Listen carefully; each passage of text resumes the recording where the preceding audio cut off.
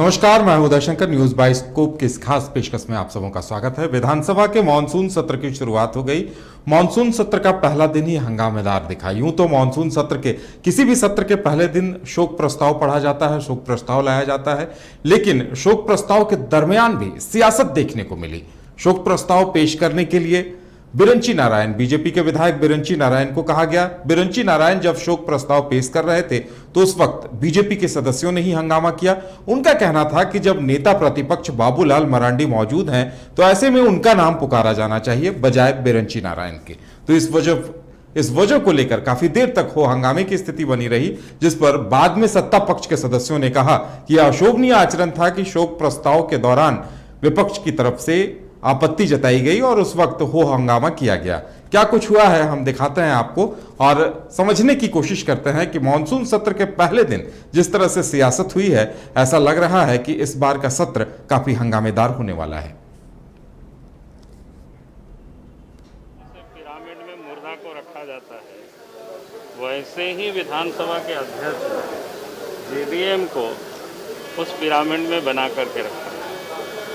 भाई, कांग्रेस पार्टी में जब 2 विधायक ज्वाइन कर चुका, वो लोग कांग्रेस पार्टी के को राष्ट्रीय क्या कहते हैं कार्यकारी अध्यक्ष बनाए, और झारखंड विकास मोर्चा तो विधिवत भारतीय जनता पार्टी में विलय हुआ और इलेक्शन कमीशन ने उसको मान्यता दी, और 1.5 साल से अधिक समय हो गया मिस्र के पिरामिड की तरह विधानसभा अध्यक्ष ने उसको ताबूत में जेडीएम को जिंदा रखा हुआ है। तो स्वाभाविक है कि विधायकों का उस पर नाराजगी होना कि भाई आखिर आप कोई कानून सम्मत करेंगे ना।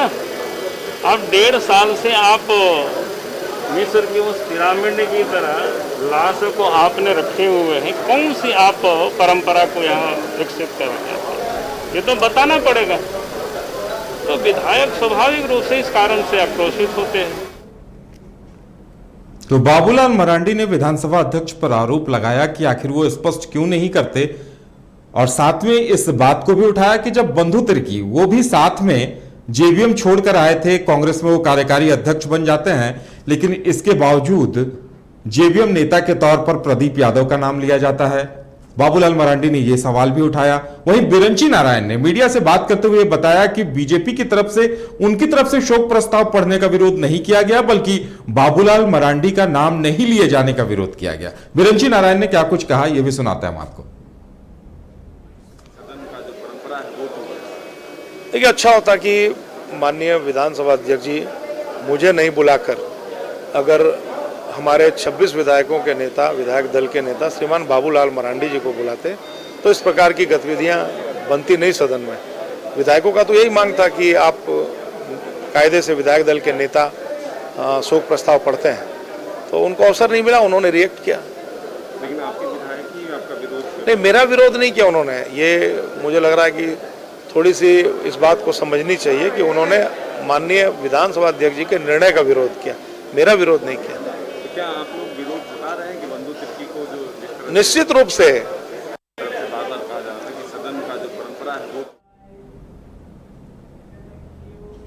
बीजेपी के विधायकों की तरफ से विरोध जताया गया, तो दूसरी तरफ पेयजल एवं स्वच्छता मंत्री मिथिलेश ठाकुर ने उल्टे विपक्ष पर ही आरोप लगाया और कहा कि विपक्ष शांतिपूर्ण तरीके से सत्र चले ये नहीं चाहता है। उन्होंने आरोप लगाया कि बीजेपी ने पहले सर्वदलीय बैठक का बहिष्कार किया और उसके बाद शोक प्रस्ताव के वक्त हो हंगामा किया, जो ये बताता है कि विपक्ष की मंशा अच्छी नहीं है। मिथिलेश ठाकुर ने इस मुद्दे पर क्या कुछ कहा, यह भी सुनाते हैं हम आपको।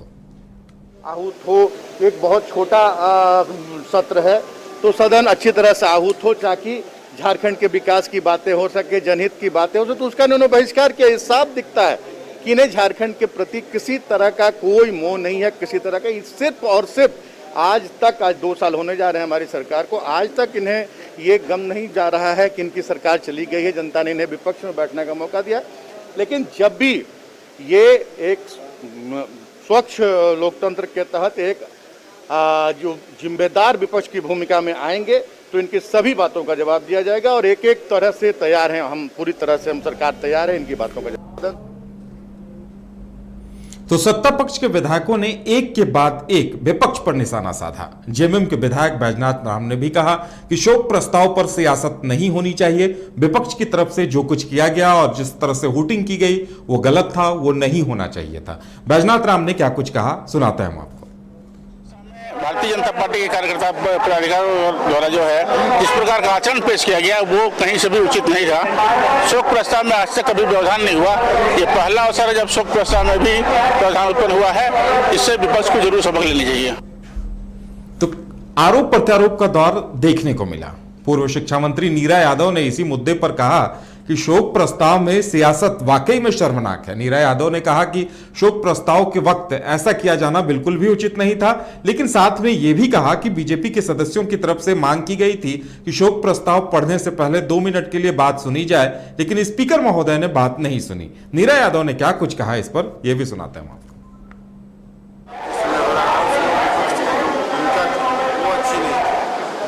देखिए, हम इस बात को एक्सेप्ट करते हैं कि जब शोक प्रकाश हो तो बिल्कुल मिल करके सब लोगों को दुख व्यक्त करना चाहिए, लेकिन जो नियम है विधानसभा के उसमें है कि भाई आप सत्ता पक्ष से बुलवा रहे, फिर विपक्ष के जो विधायक दल के नेता है उनसे बुलवाइएगा। तो यहाँ पर ये लोग इस तरह का कार्य क्यों नहीं करते हैं? इसमें प्रश्न चिन्ह ये उठता है कि आप मानिए जो विधायक दल के नेता हम लोगों ने श्री बाबूलाल मरांडी जी को किया तो उनको आपको मान्यता देना चाहिए। अभी आप कार्यकारी अध्यक्ष बना रहे हैं बंधु तिर्की जी को और फिर माननीय प्रदीप यादव जी से आप पढ़वा रहे हैं। तो ये तो आप खुद कंफ्यूजन है कि आपको कि किस दल से आप खड़ा कर रहे हैं या किसको पढ़वाना चाहिए या किसको किस दल से खड़ा करके बुलवाना चाहिए, तो आपको खुद कंफ्यूजन है। उसमें हम लोगों की क्या है? हम लोग तो अपना बात कर रहे थे। हम लोग वहीं इस मुद्दे पर बीजेपी के विधायक जयप्रकाश भाई पटेल ने स्पीकर महोदय की आलोचना करते हुए कहा कि स्पीकर महोदय ने बाबूलाल मरांडी की बजाय बिरंची नारायण का नाम क्यों लिया, यह समझ से परे है। उन्होंने कहा कि जब बंधु तिर्की को कार्यकारी अध्यक्ष बनाया जा सकता है तब आखिर बाबूलाल मरांडी को नेता प्रतिपक्ष के तौर पर मान्यता क्यों नहीं दी जा रही है। क्या कुछ कहा जयप्रकाश भाई पटेल ने, सुनाते हैं हम आपको। जिस समय शोक प्रस्ताव हो रहा था उसमें विपक्ष की भूमिका सराहनीय नहीं थी। शोक प्रस्ताव पढ़ने से पहले ही माननीय अध्यक्ष महोदय को हम लोग संज्ञान में दे रहे थे कि 2 मिनट पहले बात सुन लिया जाए, लेकिन वो सुनने को तैयार नहीं हुए। जब आप विधायक दल का नेता बाबूलाल जी को भारतीय जनता पार्टी ने लिखित रूप से दे दिया, सभी विधायकों ने मान लिया, तो फिर आपको इसमें क्या आपत्ति है? अब प्रदीप यादव जी का जेबीएम है उसको विलय भाजपा में हो गया है, आप उसको अलग रूप में दिए हुए। देखिए बंधु तिर्की जी अभी कार्यकारी अध्यक्ष बन गए कांग्रेस के और यहाँ पर जेबीएम के ये में चढ़े हुए हैं। तो कहीं ना कहीं स्पीकर साहब का थोड़ा सा ठीक करना चाहिए, इसमें जल्द से जल्द ये मामला को निपट कर देना चाहिए। ज़्यादा दिन खींचने से अच्छा नहीं लगता, संदेश गलत जा रहा है। हम 26 विधायक के वो दल के नेता हैं। तो जयप्रकाश भाई पटेल का कहना था कि 26 विधायकों के नेता बाबूलाल मरांडी हैं और उनसे शोक प्रस्ताव क्यों नहीं पढ़वाया गया। स्पीकर से अपनी बात रखने की कोशिश वो करते रहे, लेकिन स्पीकर महोदय ने सुनने का वक्त नहीं दिया, इस वजह से हंगामा हुआ। लेकिन वहीं स्वास्थ्य मंत्री बन्ना गुप्ता ने कहा कि लोकतंत्र के मंदिर में पहले दिन ऐसा होना कहीं से भी बेहतर नहीं है, इससे गलत संदेश जाने का डर है। उन्होंने कहा कि लोकतंत्र के मंदिर में ऐसा कदापि नहीं होना चाहिए। बन्ना गुप्ता ने क्या कुछ कहा यह भी सुनाते हैं आपको। और जनता की जन आकांक्षा की पूर्ति करने के लिए जनता अपने प्रतिनिधि के रूप में जनप्रतिनिधि को इस मंदिर में, इस सदन में भेजती है। लेकिन सदन में आने पर जनप्रतिनिधियों का क्या चरित्र होना चाहिए, क्या उनको सिद्धांत विचार मानने चाहिए और किस प्रोटोकॉल में रहना चाहिए, ये सारी चीज़ें बहुत महत्वपूर्ण हैं। लेकिन जिस तरीके से जो आचरण विपक्ष के सदस्यों ने किया है, माननीय विधायकों ने, मैं समझता हूँ ये इस लोकतंत्र की मर्यादा के विरुद्ध है और ऐसे आचरण की हम लोगों को उम्मीद नहीं है। और लोकतंत्र में वैचारिक मतांतर होना स्वस्थ लोकतंत्र की पहचान है, इससे हम इनकार नहीं कर सकते हैं। और पक्ष विपक्ष दोनों मिलकर सदन चलाते हैं, और यदि पक्ष से यदि कहीं पर भी ना इत्तेफाकी है तो विपक्ष मजबूती से अपनी बात सदन में रखता है और रखना चाहिए। लेकिन जिस तरीके से शोक प्रस्ताव के क्रम में आचरण प्रस्तुत किया है, मुझे लगता है कि ये हमारे लोकतंत्र की गरिमा के विरुद्ध है और इस सदन के विरुद्ध है। ऐसा आचरण नहीं करना चाहिए, इसके लिए विपक्ष को माफी मांगनी चाहिए। तो स्वास्थ्य मंत्री बन्ना गुप्ता ने विपक्ष से माफी मांगने की बात की, जबकि विपक्ष का कहना था कि बाबूलाल मरांडी को क्यों नहीं बुलाया गया, उन्हें मान्यता क्यों नहीं दी गई। और तर्क ये था कि जब बंधु तिर्की को कार्यकारी अध्यक्ष बनाया जा सकता है तो फिर बाबूलाल मरांडी को मान्यता क्यों नहीं दी जा सकती। और जब यही सवाल संसदीय कार्य मंत्री और पूर्व विधानसभा अध्यक्ष आलमगीर आलम से पूछा गया तो आलमगीर आलम ने यह स्पष्ट किया कि चूंकि बंधु तिर्की, बाबूलाल मरांडी और प्रदीप यादव का मामला अभी भी स्पीकर कोर्ट में विचाराधीन है, इसलिए वो मामला अलग है। क्या कुछ कहा आलमगीर आलम ने, यह भी सुनाते हैं हम आपको। जैसे ही शुरुआत किए थे हमारे स्पीकर साहब, और उसी में इन लोगों ने टिकट नहीं शुरू कर दी। फिर उसके बाद तो शांत हुआ। फिर जैसे माननीय मुख्यमंत्री जी अपना शोक प्रस्ताव पढ़ रहे थे उसी तरह। ये परंपरा का शुरुआत नहीं होनी चाहिए। और सोमवार से फिर हाउस रेगुलर चलेगा लगातार 4 दिन। मैं सभी विधायक से अपेक्षा करूंगा और अनुरोध भी करूंगा, जो जन मुद्दे के समस्या उठे और उस पर निपटान अध्यक्ष भी बन गए, कार्यकारी अध्यक्ष भी बन गए, लेकिन सदन में अभी तक विधानसभा अध्यक्ष जेवीएम को जिंदा रखे हुए। देखिए, अभी भी आप देखे होंगे कि हमारे माननीय जो है क्या नाम बंधु तिर्की की बात नहीं बोल रहे हैं। हमारे यहाँ जो बंधु तिर्की है, हम लोग उनको पार्टी में ले चुके हैं, लेकिन स्पीकर का कोर्ट में उनका केस पड़ा हुआ है। जब तक वो मान्यता नहीं देते तब तक वो मेरे आसन में नहीं आ सकते। टिप्पणी नहीं होता। लेकिन आज जैसे वहीं कांग्रेस के कार्यकारी अध्यक्ष बनाए जा चुके बंधु तिर्की से जब यह सवाल पूछा गया तो वो इस सवाल पर सीधे सीधे जवाब देने से बचते दिखे, लेकिन उन्होंने बीजेपी के सर्वदलीय बैठक में नहीं आने को लेकर और आज के हंगामे को लेकर उन्होंने भी निशाना साधा। बंधु तिर्की ने इस मुद्दे पर क्या कहा, यह भी सुनाते हैं हम आपको।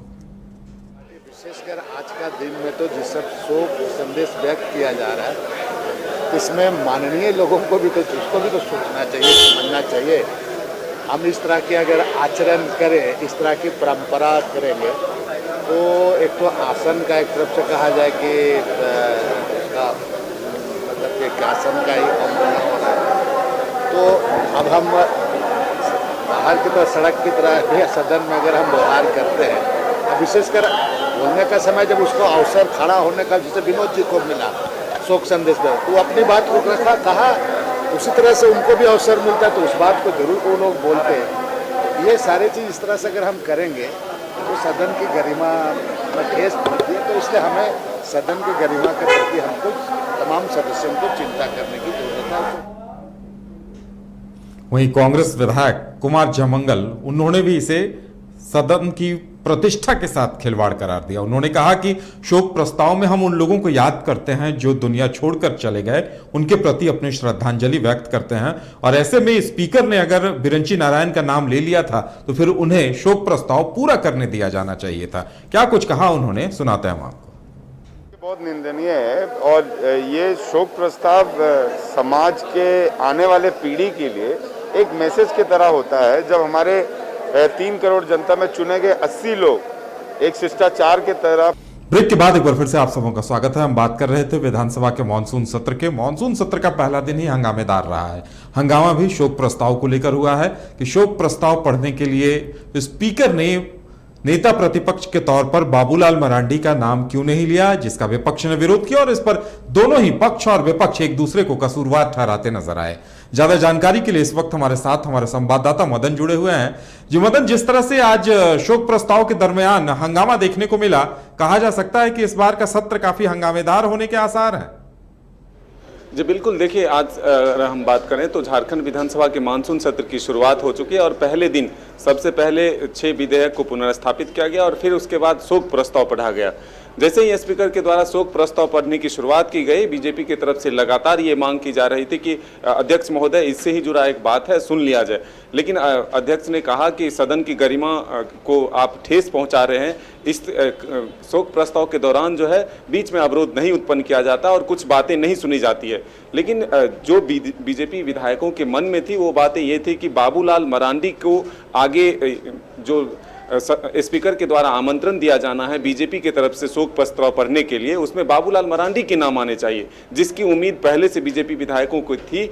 और वही हुआ जब स्पीकर के द्वारा ये बिरंची नारायण को, जो मुख्य सचेतक हैं बीजेपी के, उनके नाम की घोषणा हुई और उन्होंने पढ़ना भी शुरू किया। उसके बाद बीजेपी के ही विधायक मनीष जायसवाल ने इसका विरोध किया। फिर बीजेपी के कई विधायकों ने इस बात को लेकर नाराजगी भी जताई कि अगर हमारे नेता प्रतिपक्ष यानी विधायक दल के नेता जो बीजेपी के बाबूलाल मरांडी हैं वो सदन में मौजूद हैं, फिर दूसरे के नाम की घोषणा नहीं होनी चाहिए। हालांकि सत्ता पक्ष और विपक्ष दोनों के विधायकों के बीच इस चीज को लेकर के काफी हंगामा हुआ, लेकिन ये बात पहले ही तय हो चुकी है कि ये सत्र हंगामेदार होना है, क्योंकि सर्वदलीय बैठक में बीजेपी के प्रतिनिधि के नहीं शामिल होने से यह स्पष्ट मैसेज मिल चुका है। और कई जब बीजेपी के विधायकों से हमने आज बातचीत भी की तो उन्होंने साफ तौर पर कहा कि मुद्दे प्रतिदिन जो सदन की कार्यवाही है अलग अलग हो सकते हैं, लेकिन मुख्य मुद्दा यह है कि कांग्रेस के तरफ से जैसे ही बंधु तिर्की को कार्यकारी प्रदेश अध्यक्ष बनाया गया है, अब वो स्पीकर पर भी सवाल खड़े कर रहे हैं और बाबूलाल मरांडी को नेता प्रतिपक्ष की दर्जा दिए जाने की मांग लगातार वो तेज कर रहे हैं। इसी कड़ी में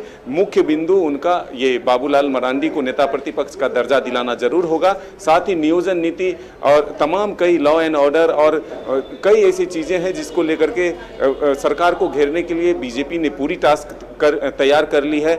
वहीं सत्ता पक्ष भी पूरी तरह से तैयार है। बीजेपी के द्वारा जो भी सवाल सदन में लाए जाएंगे उसका पूरी तरह से वो तैयारी के साथ जवाब देंगे। हर वो विषय के लिए वो तैयार हैं। लेकिन सत्ता पक्ष का आरोप है कि बीजेपी को राज्य की जनता का चिंता नहीं है, वो जनता से जुड़े हुए सवाल नहीं लाएंगे, सिर्फ बाबूलाल के नाम की वो माला जपेंगे और लगातार वही मांग करेंगे कि बाबूलाल मरांडी को नेता प्रतिपक्ष का दर्जा दे दिया जाए। सदन में चर्चा इस बात की होनी चाहिए, जो जनता से जुड़े हुए मुद्दे हैं, जो जनता की समस्याएं हैं, उसको सदन में लाना चाहिए। लेकिन बीजेपी को राज्य की जनता से कुछ लेना देना। हालांकि आरोप प्रत्यारोप का दौर लगातार जारी है। अब देखना होगा जब सोमवार से फिर सत्र की कार्यवाही शुरू होती है, इस बीच सत्ता पक्ष का रुख क्या होता है और विपक्ष का रुख क्या होता है, ये आने वाले दिन में बिल्कुल मदन, आज एक और दिलचस्प बात देखने को ये मिली है, विपक्ष ने इसका विरोध भी किया। स्पीकर महोदय ने प्रदीप यादव को जेवीएम के नेता के तौर पर उनके नाम का प्रस्ताव दिया और उन्हें शोक प्रस्ताव पढ़ने को कहा। इस पर भी विपक्ष के सदस्यों ने काफी ऐतराज जताया। उन्होंने कहा, बाबूलाल मरांडी ने भी कहा कि आखिर मिस्र के पिरामिड की तरह आखिर क्यों वो जिंदा रखना चाहते हैं जेवीएम को, और कहा जा सकता है कि ये भी हंगामे की एक वजह रही।